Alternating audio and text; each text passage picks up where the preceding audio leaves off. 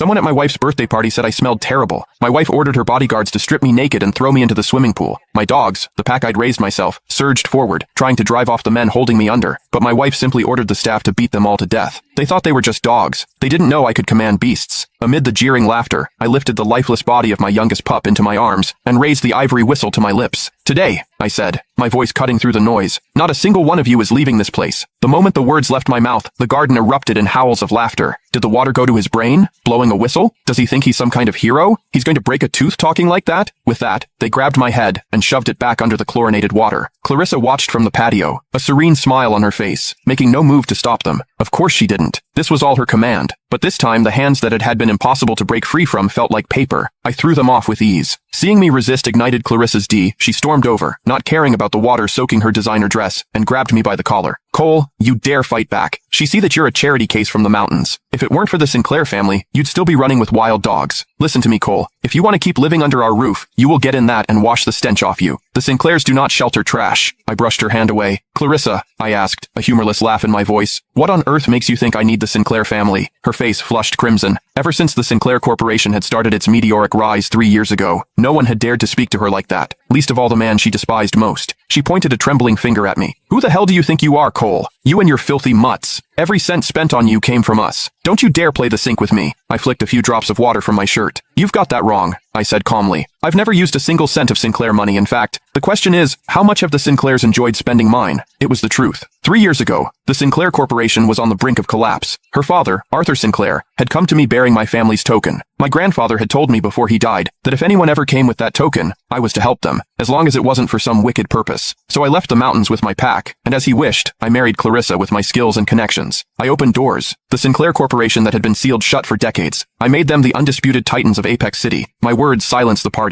I turned to Clarissa. She was trembling with rage. Her hand flew up to strike me. "That's the most ridiculous thing I've ever heard. The Sink name has stood for a century. What are you that you dare say such things?" Cradling the small, still body in my arms, I couldn't dodge in time. The slap was hard and clean. The taste of blood filled my mouth. That slap brought the rage simmering beneath the surface to a full boil. I looked at her, and my voice cold. "Miss Sinclair, aren't you afraid of what your father will say when he finds out about this?" Clarissa just waved a dismissive hand. "My father's gone senile. That's the only reason he fell for your tricks today. I'm going to make him see that a person like you will never be worthy of me." I didn't know if this was her idea or her father's, but I was done talking. I turned to leave with my fallen companion. "Wait," it was Lance's voice. "Mr. Miller, it wouldn't be right for you to just walk off with Sinclair property, would it?" I turned back to face him. "I've told you nothing I have belongs to the Sinclairs." Lance's lips curled into a smug, provocative smile